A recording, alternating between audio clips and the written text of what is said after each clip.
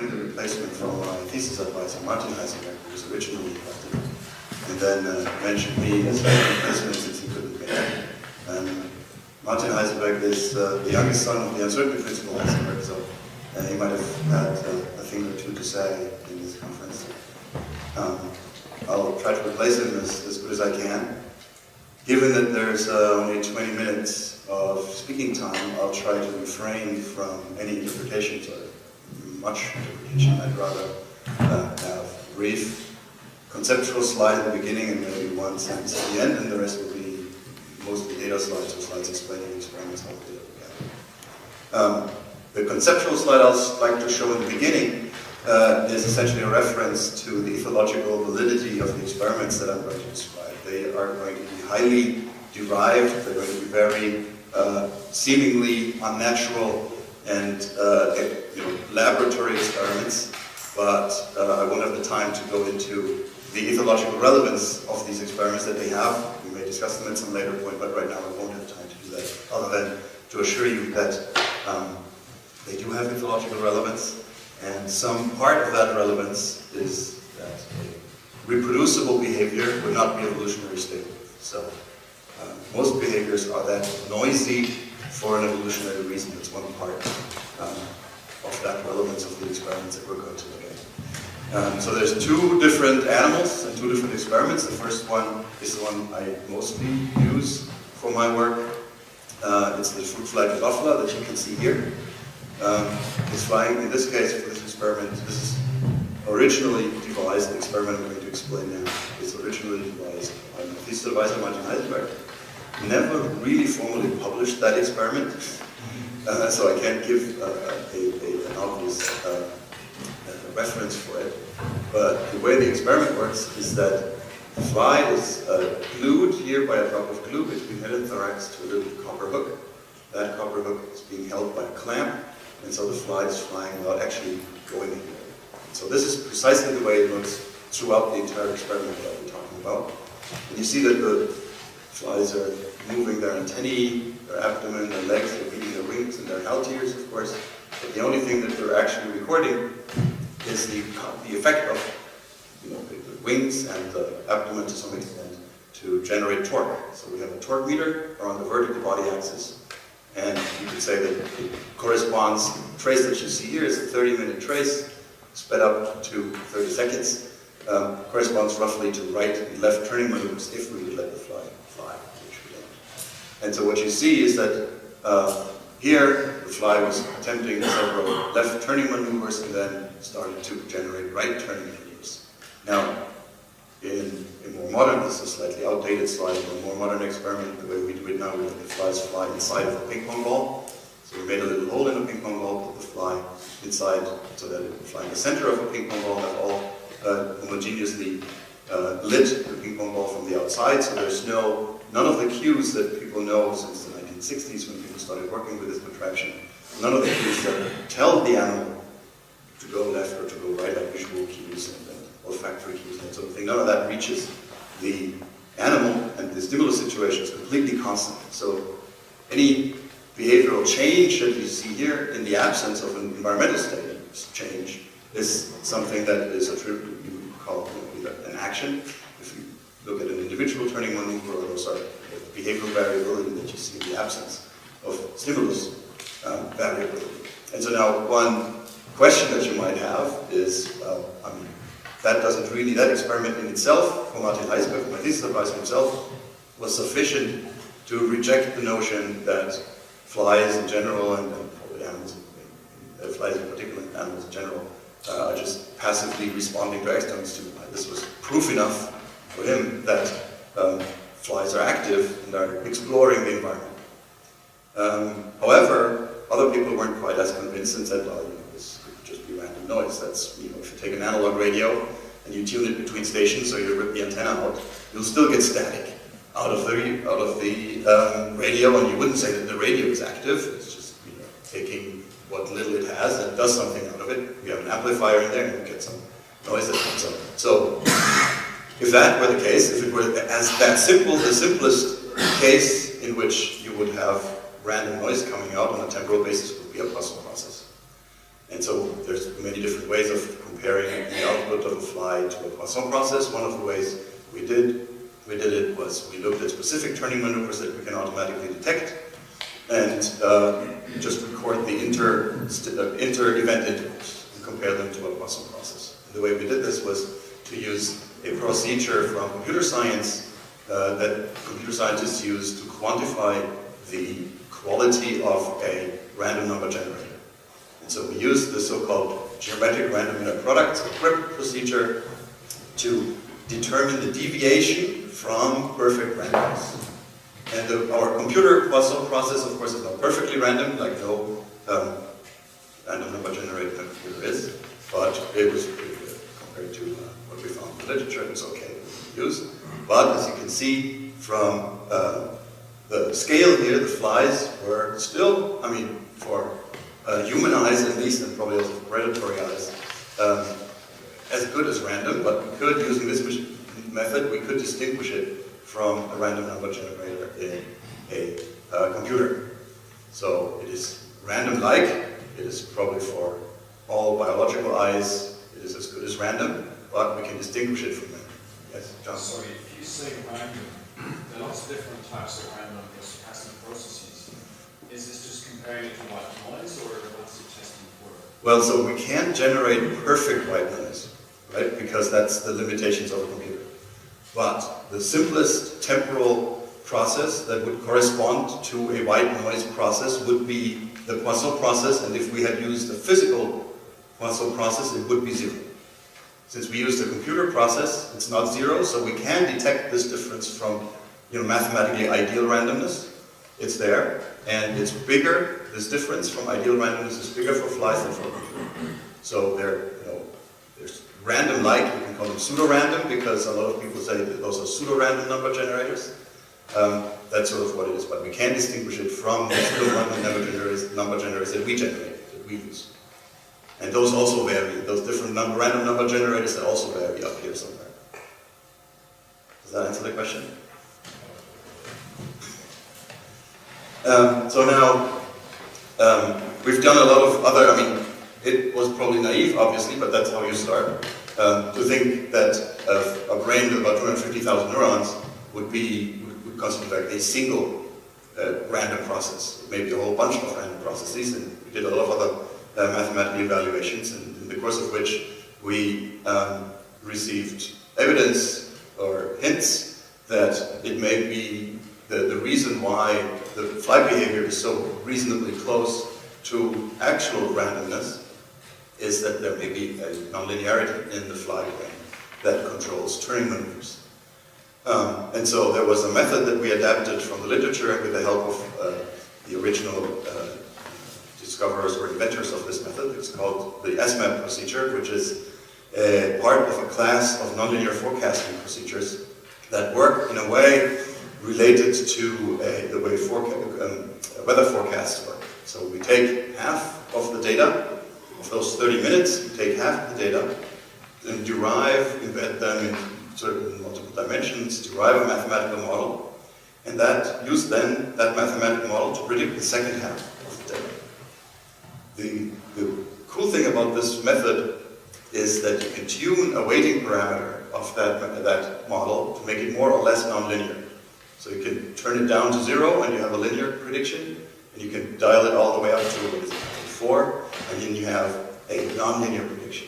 And then you compare your second 15 minutes of predicted with the observed data, and the idea here is that if your correlation increases with the nonlinearity of your model, then there must be something nonlinear in the data that is better explained by a nonlinear model than by a linear model. So if you would have a linear or completely stochastic process, the line should be flat when we run these simulations over and over again. These analyses, they're not simulations, I'll come to simulations in a second. And your predictability or the accuracy of your prediction should be better if there's a nonlinear process that generates data where you can find this nonlinear signature using this prediction method. And so if you look at the fly data, so this is again the same charts that I showed before, if you look at here's the weighting parameter, and here's the correlation coefficient, you see that data for the flies increase like that. Now, for me, not for the other co-authors, of course, that developed this method, but for me this was a completely new method, and I didn't know precisely, didn't understand precisely what this method was being detecting. So for me, since I'm not a computer scientist, I got the idea of the concept, but essentially it was a black box. And it was getting something out that was sort of what we had the suspicion that should be coming out. So I was suspicious of the result that it was just information bias. So we adapted a computer model from the literature that operated according to nonlinear principles that should be, if we generate output like that, should lead to the same results. And this was 3 nonlinear oscillators that were coupled in a way that you had an activator and a right turn and left turn oscillator that were mutually inhibitory, and then the subtracted output of that gave us this left and right data that we could analyze in the same way as flat data. Only that we knew what went into the data. And not surprisingly, because it was nonlinear, we would also get this slope.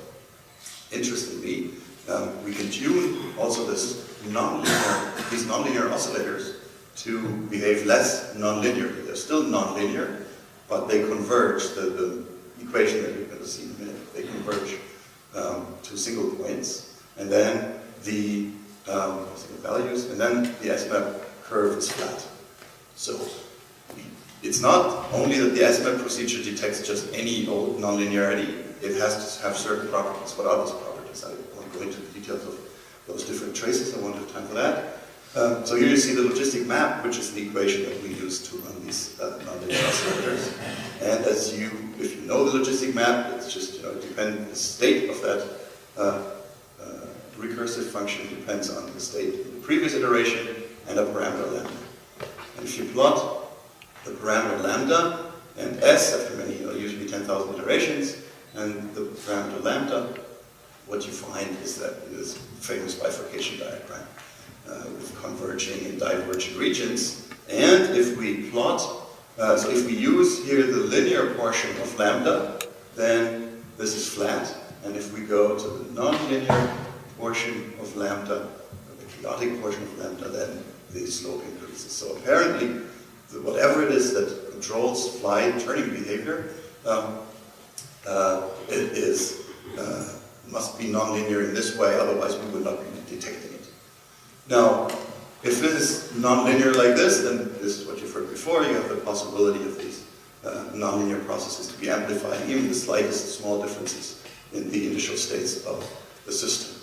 And so that reminded me of a paper that was discussed a few years ago about some physicists who said that all successful practical uses of probabilities originate in quantum fluctuations. So here we have a system that in principle, we don't know if it does it, but in principle could amplify these sorts of tunneling and other effects up to the behavioral level. In principle, whether they do it or not remains to be found, but I'll just like to refer to the talks from yesterday, and Pavel Pilkin may also be talking about this afternoon about free will and quantum theory. Now, how do the neurons do this? A graduate student in our lab has looked at that and taken this slope, just plotted the slope as a group means. Yes, so I have to go a lot faster. And then just screened different brain areas. Those numbers mean different brain areas. And looked if this slope would go away so the flies would be linear. And this was a random screen throughout the brain, and found that, just took the lowest slope here compared to the controls, and then we looked at what that brain area actually was. He reproduced the results in a separate experiment with the right genetic controls for our genetic tricks, where we switch off brain areas. And the important thing here is that those are 2 different lines that drive in 2 different sets of neurons in the center of the brain. This is one line in the R1 neurons of the so-called ellipsoid body, and those are the R3 and R4 neurons. And interestingly enough, if you block those neurons separately, they don't show this effect. So you have to block all of them together to show the effect separately. You don't. Interestingly, very recently, it was shown that these not these particular neurons, but this brain area, including these particular neurons, are involved in representing turning and angle with respect to the environment in the fly brain, for instance, in walking flies. So stumbled upon this essentially through the screen without looking for the ellipsoid body, and it turned out later that the ellipsoid body is actually involved in turning behavior. Another experiment that I'd like to present to you in the last 5 minutes is this marine snail aplysia, and it's feeding. And it does that even if there's no food around. If it's hungry. If it's not hungry, it won't do it. But if it's hungry, it's looking for food. You can see the radula coming out here, extending, open, closing, and pulling it back. They don't see very well, so this is how they look for food. And they do this more or less spontaneously. They even do that, or parts of them do that if you take the ganglia out, the buccal ganglia, and put them in a dish and record for motor neurons. You see the protraction, firing, the retraction, nerve firing, and the closure, nerve firing. You get regestion and rejection-like patterns. So they do that spontaneously, and it must be spontaneous in the dish because there's no sensory organ attached to the ganglia. Now, this is the work I'm going to talk about. Is the work published only in a conference by my good friend and colleague Romuald Nargeau in France. And the important thing here is you see the protraction, you see the retraction, you see all kinds of neurons in the, don't look at this stuff above here, sorry. And you can see that these 3 neurons, they fire before any behavior happens. And any of those, if you depolarize them by any means, they will trigger one of those behaviors. So it's very well known that these neurons start a behavior. So they fire, and once they have fired for a certain amount of time, then the behavior comes out. So their control, they're important for the initiation of behavior in the dish, for the spontaneous initiation of these behaviors. And what you find, if you look at several of these patterns, is that these 3 fire every single time in a different order. So how is that? How is that even possible? These neurons are spontaneously active, and they're coupled with each other, and such that every single time they're in a different state, and they fire that in a different order, and there's a different pattern coming out that to us more or less looks the same, but if you quantify the properties of these patterns, they look different. Now, the amazing thing, and this is the last slide, the last data slide I'm going to show. The amazing thing about one of these neurons is this B63, is that it really almost literally plays dice. So if you depolarize that neuron constantly over this entire period here with 4 nanoamps, what you see is a textbook neuron would just fire with a certain frequency that's proportional to the depolarization. This is not what this neuron does. It fires, it stops firing, plateau potential stops, and this is all entirely chaotic and random. And they do that when they're isolated from all the other input.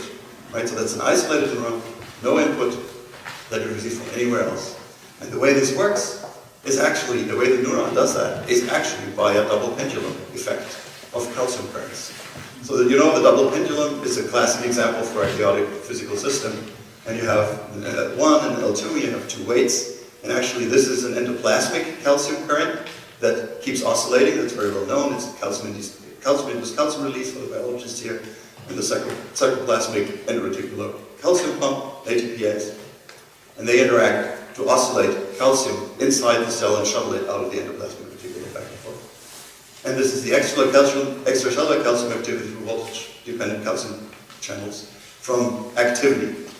And so, if you depolarize it slightly, the oscillating calcium will every once in a while bring it above threshold, which will lead to calcium influx, which of course changes the intracellular calcium concentration.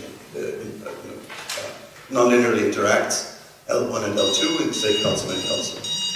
And so that leads to nonlinear chaotic dynamics, precisely in the sort of way that we would have expected it from the fly data. So that matches parallel research converge on essentially the same concepts of generating behavioral variability. And I'll jump over that, and here's my final slide.